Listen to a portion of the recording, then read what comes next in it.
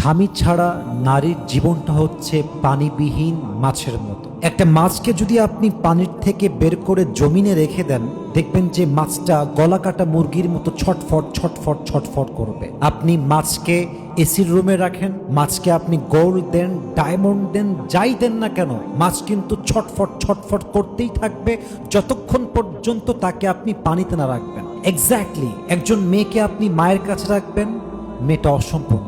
একজন মেয়েকে আপনি বাবার কাছে রাখবেন, সে অসম্পূর্ণ। একজন মেয়েকে তার বোনের সঙ্গে রাখবেন, সে অসম্পূর্ণ।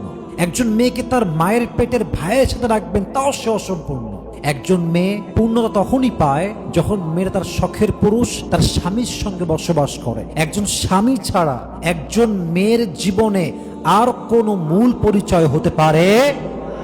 আর এই পরিচয় যে বোঝে না, স্বামীর মূল্য যেই মেয়ে বোঝে না, সেই মেয়ে স্বামীর সঙ্গে গাদ্দারি করে, সেই মেয়ে স্বামীর সঙ্গে স্বামীকে রেখে পরকিয়া করে, সেই মেয়ে স্বামীর ঘরে থেকে স্বামীর বিরুদ্ধে ষড়যন্ত্র করে, সেই মেয়ে স্বামীকে ইজ্জত দেওয়ার আগে বয়ফ্রেন্ডকে ইজ্জত দিয়ে দেয়, সেই মেয়ে তার স্বামীর সঙ্গে চিট করে পুরো সংসারটাকে জ্বালিয়ে পুড়িয়ে ছারখার করে দেয়। ঠিক কিনা বলেন? যেই নারীর জীবনে স্বামী নাই, তার জীবনে আসলে কিছুই নেই। আল্লাহ প্রত্যেকটা মা বোনকে বোঝার তৌফিক দান করুক। পড়েন সবাই আমিন।